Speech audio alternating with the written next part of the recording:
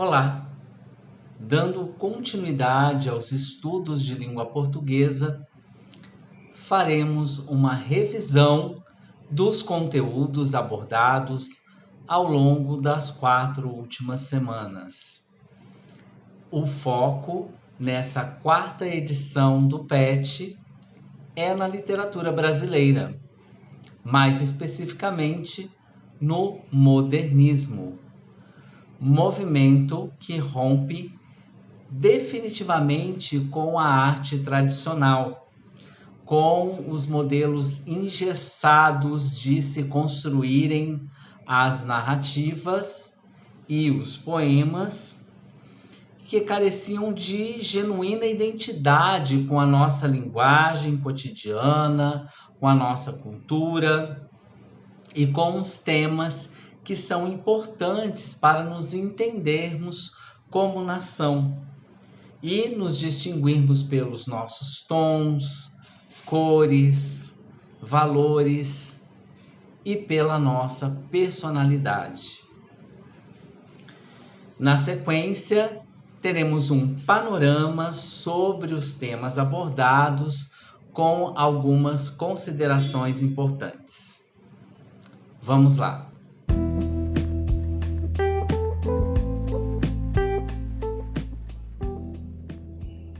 Na primeira semana, falaremos um pouco sobre a Semana de Arte Moderna de 1922. O evento surgiu em comemoração ao centenário da independência do Brasil, propondo uma reflexão quanto à nossa independência cultural, a uma arte genuinamente identificada com a nossa língua e elementos que são característicos do nosso povo, ainda que sob inspiração das chamadas vanguardas europeias, estabelecendo um profundo diálogo com as mesmas. O país começava a se industrializar e os filhos da burguesia iam estudar na Europa, o que certamente contribuiu para que houvesse esse diálogo. A semana ocorreu entre 11 e 18 de fevereiro de 1922 em São Paulo, integrando várias expressões artísticas, pintura, escultura, música e não apenas expressões literárias.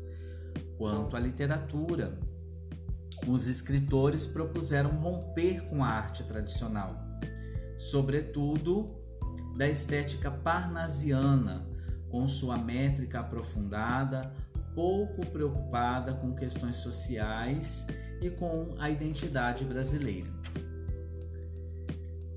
Os modernistas queriam romper com essa ideia, utilizando a ironia para criticar o parnasianismo e inaugurar uma nova proposta estética, com a ausência de formalismo e uma linguagem coloquial e cotidiana. Toda essa revolução nas artes, proposta pela Semana de 22, gerou uma crítica severa dos conservadores da época, com muitas vaias durante o evento, e a reação dos modernistas foi a declamação do poema Os Sapos, de Manuel Bandeira, por Ronald de Carvalho, que ridicularizava o parnasianismo burguês. Os principais representantes desse movimento foram a pintora Anita Malfatti, o poeta e escritor Mário de Andrade, o escritor e dramaturgo Oswald de Andrade, a pintora Tarsila do Amaral, o jornalista e pintor Menotti Del Picchia, formando o chamado Grupo dos Cinco.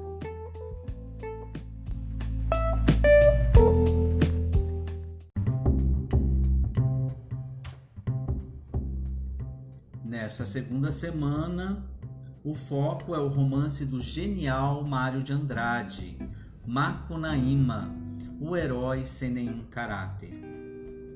Uma leitura difícil, mas extremamente necessária para entendermos o Brasil. Fica a sugestão para a leitura ou estudo do resumo dessa obra tão fundamental dentro do modernismo brasileiro. Vamos ressaltar aqui alguns pontos destacados pelo historiador Leandro Carnal.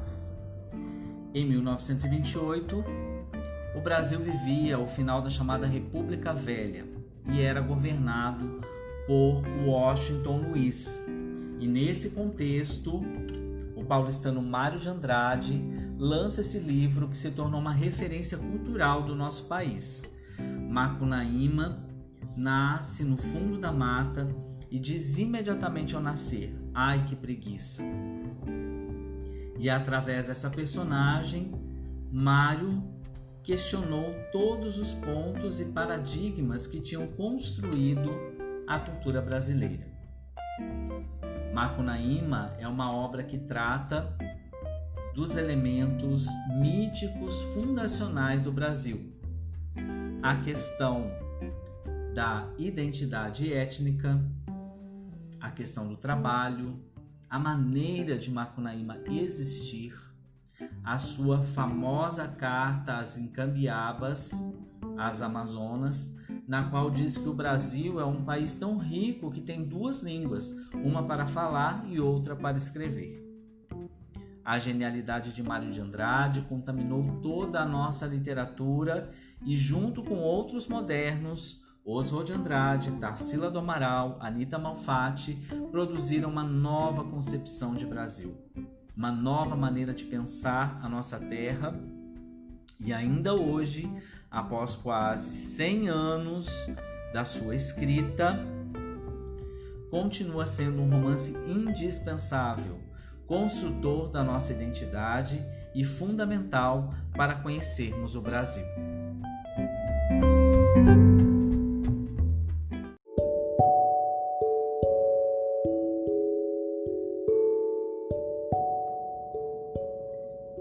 Nessa semana 3, o foco ainda é o modernismo no Brasil, mas o recorte é sobre a pintura de Anita Malfatti e como a sua arte revolucionária mexeu com os paradigmas existentes e rompeu definitivamente com a arte tradicional e exclusivamente figurativa. Há 100 anos, ela mudaria o rumo da arte brasileira.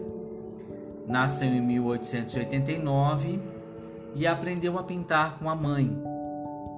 Devido a uma atrofia na mão direita, aprendeu a pintar com a mão esquerda, o que não a impediu de desenvolver seu estilo e sua técnica, que revolucionou as artes no Brasil. Um tio pagou seus estudos de arte na Alemanha, onde entrou em contato com o que seria a sua principal influência, o impressionismo. Voltou ao Brasil decidida a divulgar sua arte, mas nem tudo foi festa. Após sua primeira exposição, em 1917, Anita foi duramente criticada por Monteiro Lobato em um artigo no estado de São Paulo sob o título Paranoia ou Mistificação. Mas isso não fez com que ela desistisse, ao contrário, a pintora aprimorou ainda mais o seu estilo. Nessa época, fez amizade com Mário de Andrade, trocaram cartas e foram melhores amigos pelo resto da vida. Para ele, abre aspas, foram seus quadros que me deram essa primeira consciência de revolta, fecha aspas.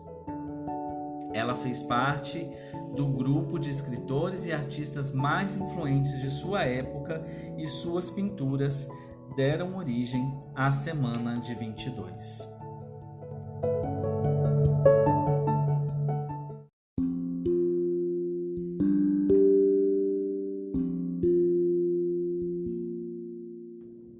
Na última semana do PET 4, ficamos conhecendo um pouco mais da pintura de Tarsila do Amaral, sua biografia e importância para o modernismo no Brasil. Faremos algumas considerações com base em comentários da historiadora Lilian Schwartz. Tarsila do Amaral nasceu no interior de São Paulo e fazia parte de uma família muito abastada. Estudou na capital, no Colégio Sion, um colégio de elite, e depois, quando foi fazer toda a sua formação artística, ela se muda para Paris, onde tem um contato muito estreito com as vanguardas europeias e, sobretudo, com um pintor chamado Leger. Tarsila aprende muito com o concretismo e com esse ambiente parisiense das artes e volta para o Brasil, traduzindo em alguma medida todo esse aprendizado para o contexto brasileiro. E são dessa época algumas obras importantes, como A Negra, o seu autorretrato, uma série de imagens sobre o Rio de Janeiro. Uma das mais conhecidas é Carnaval em Madureira, de 1923, onde ela introduz uma Torre Eiffel no meio da cidade do Rio. E cada vez mais a sua obra seria vinculada à antropofagia por causa do seu relacionamento com Oswald de Andrade, um dos pais do modernismo brasileiro. O Abaporu, tela de 1928, até hoje é considerada uma espécie de símbolo do movimento antropófago, do manifesto antropofágico. Nessa tela, ela trouxe o primitivismo para pensar nessa figura nacional brasileira. Para dar esse nome, a pintora recorreu a um dicionário antigo, Tupi-Guarani. Descobriu que aba queria dizer homem e poru, homem que come carne humana, e achou que combinaria com o manifesto que seu marido Oswald de Andrade estava por escrever. O que temos aqui é um encontro da Tarsila com ela mesma, em um ambiente que lembra a fazenda da sua infância. O sol lembra a imagem do sol quente do Brasil do interior, dos trópicos, e também lembra uma flor. Como ocorre em outras obras, ela aumenta o tamanho da mão e do pé, numa referência ao trabalho extenuante. Tudo com cores muito tropicais, um céu muito azul e uma vegetação singular, com um cacto também aumentado. E assim, Tarsila se eterniza como uma de nossas mais importantes e expressivas pintoras, conhecidas no mundo todo, ícone do modernismo, sendo parte do chamado Grupo dos Cinco.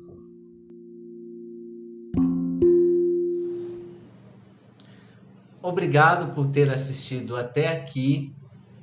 Esperamos que tenham compreendido os pontos mais importantes da matéria, mas não deixe de buscar novas leituras para aprofundar ainda mais o assunto. Qualquer dúvida, deixe aqui o seu comentário que responderemos assim que possível e vamos ampliar ainda mais as discussões. Um ótimo recesso a todos. Aproveitem para descansar. Bons estudos e até a próxima.